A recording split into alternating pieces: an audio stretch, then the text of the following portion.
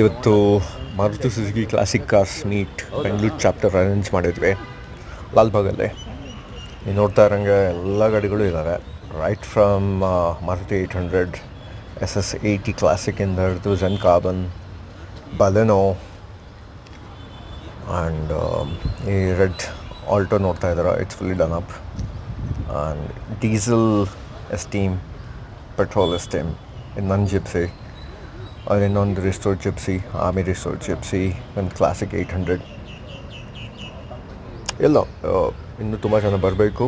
So waiting for dum.